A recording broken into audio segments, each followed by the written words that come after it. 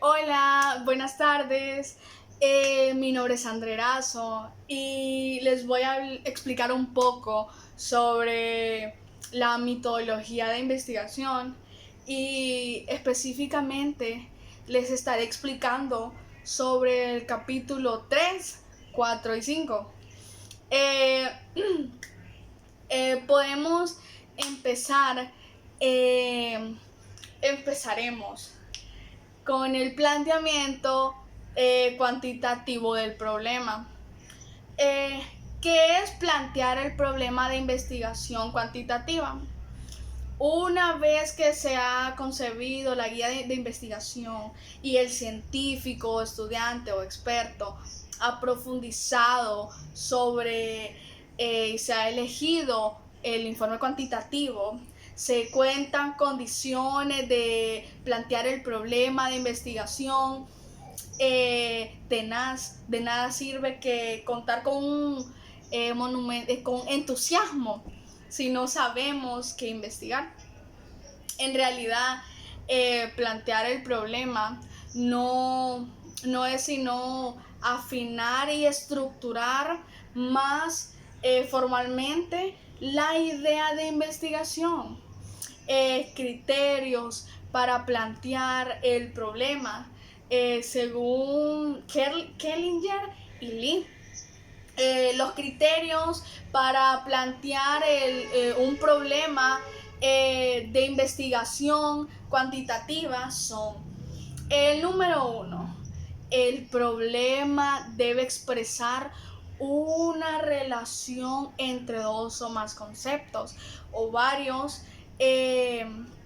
o variables, características o atributos de personas que no que sus organismos, materiales, eventos, hechos, sistemas, etcétera, que pueden ser medios con puntuaciones numéricas.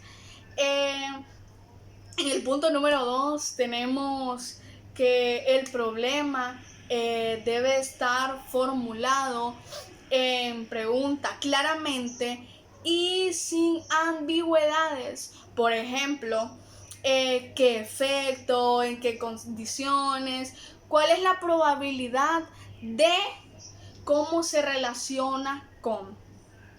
El punto número 3, tenemos el planteamiento, debe implicar la posibilidad de perdón, de realizar una prueba empírica, es decir, la factibilidad de ocuparse en la realidad objetiva. Por ejemplo, si alguien se propone estudiar cuán sublime es el alma de los adolescentes, está planteando un problema que no puede probarse empíricamente, pues ni lo sublime ni el alma son observables. Claro que el ejemplo es extremo, pero nos recuerda que el enfoque cuantitativo trabaja con aspectos observables y medibles de la realidad. Les hablaré un poco sobre los objetivos de la investigación. En primer lugar, es necesario establecer que se tiene con la investigación, es decir, cuáles son sus objetivos, como unas investigaciones según contribuir a resolver un problema, en especial en tal caso de mencionar cuál es el problema y de qué manera se piensa que el estudio ayudará a resolver otras investigaciones. Tienen como objetivo principal probar una teoría o aportar evidencia empírica a favor de ellas. Los objetivos deben expresar con claridad y ser específicos, medibles, apropiados y revistas. Es posible que durante la investigación surjan otros objetivos.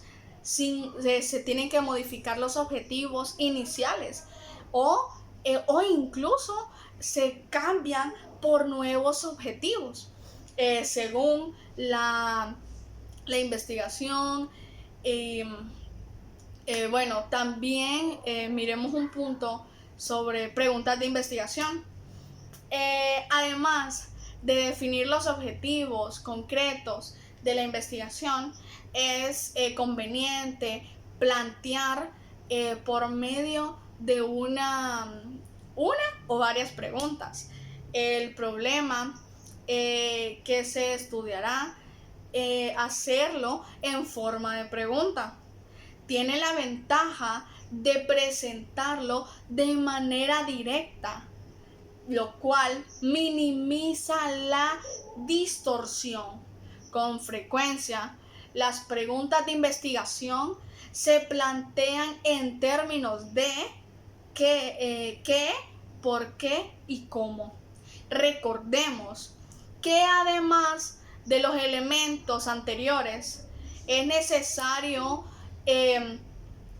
también tener otros textos importantes de planteamiento del problema, que es la viabilidad o factibilidad del estudio.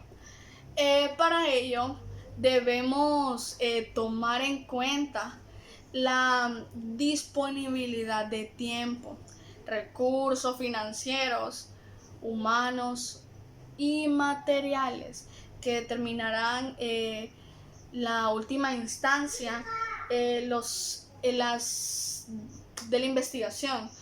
Bueno, también asimismo resulta indispensable que tengamos acceso al lugar o contexto donde se realizarán el estudio, es decir, tenemos que preguntarnos de manera realista si es posible llevar a cabo esta investigación y cuánto tiempo tomará efectuarlo. Estas preguntas son particularmente importantes cuando se sabe de antemano que se dispondrá de pocos recursos. Los planteamientos cuantitativos pueden dirigirse a, número 1, explorar fenómenos, eventos, comunidades, hechos y conceptos o variables. Su esencia es exploratoria. En el número 2 tenemos describirlos. Su naturaleza es descriptiva. En el número 3 tenemos vincularlos. Su esencia es correlacional o correlativa. El número 4 es considerar los efectos de unos en otros. Su naturaleza es causar. Tenemos que Lester considera que los planteamientos son útiles para evaluar, para comparar, para interpretar, y el último, y también establecer precedentes y determinar casualidad y sus implicaciones. Esta tipología es muy adecuada para la investigación aplicada, incluyendo la que tiene como justificación adelantos y productos tecnológicos, y para las investigaciones de las que se derivan acciones. También tenemos la redacción de planteamiento, planteamiento cuantitativos y protocolos. El planteamiento, el planteamiento del problema siempre se incluye en las propuestas o protocolos, los reportes o informes de resultados, ya sea cual sea la forma, el artículo para revistas científicas, trabajos presentables en congresos o documentos en una asignatura, entre otros. En propuestas se incluye como un apartado o norma de introducción, se redactan en tiempos presentes o futuros, se plantean, se buscan, se pretenden, se harán. Y también pueden escribirse en formatos de párrafos o viñetos, mientras que en reportes se incluyan en la introducción, se redactan en tiempo pasado. Se hizo, se planteó, se pretendió, se determinó, etc. Y su formato es en párrafo. Al respecto, se sugiere que el planteamiento contenga párrafo introductorio con la intención o finalidad básica del estudio objetivo central, objetivos presentados, puntos en uno o dos párrafos, preguntas integradas en uno o dos párrafos, justificación de una o dos, tres párrafos que resuman las respuestas a las siguientes preguntas. ¿Qué aportará el estudio? ¿Por qué es importante efectuarlo? En propuestas. O ¿qué aportó la investigación? ¿Y por qué fue importante llevarla a cabo? Vamos por el capítulo número 4. Desarrollo de la perspectiva teórica, revisión de la literatura y construcción del marco teórico. La revisión de la literatura debe iniciarse desde el comienzo del estudio, porque el conocimiento que nos brinda es útil para plantear el problema de investigación, y posteriormente nos sirve para refinarnos y contextuar. ¿Qué es el desarrollo de la perspectiva teórica? El desarrollo de la perspectiva teórica es un proceso y un producto, un proceso de inmersión del conocimiento existente y disponible, que puede estar vinculado con nuestro planteamiento del problema, y un producto que a su vez es parte de un producto mayor, el reporte de investigación. ¿Cuáles son las funciones del desarrollo de la perspectiva teórica? La perspectiva teórica cumple con diversas funciones en una investigación. Entre las principales se destacan las siguientes 7. Número 1. Ayuda a prevenir errores que se han cometido en otras investigaciones. Orienta sobre cómo habrá de realizarse el estudio. En efecto, al acudir a los antecedentes, podemos darnos cuenta que cómo será tratado un problema específico de investigación, amplía el horizonte del estudio o guía también a investigador para que se centre en su problema y evite desviaciones de planteamientos originales.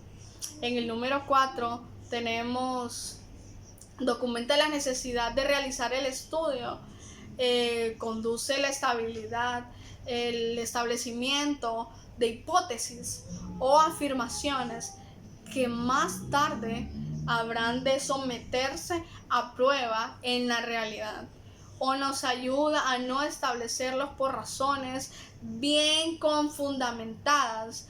Y en el número 6 tenemos inspira nuevas líneas y áreas de investigación. Y en el número 7 tenemos que provee de un marco de referencia para interpretar los resultados del estudio, aunque también podemos no estar de acuerdo con dicho marco o no utilizarlo para explicar sus resultados. Es un punto de referencia.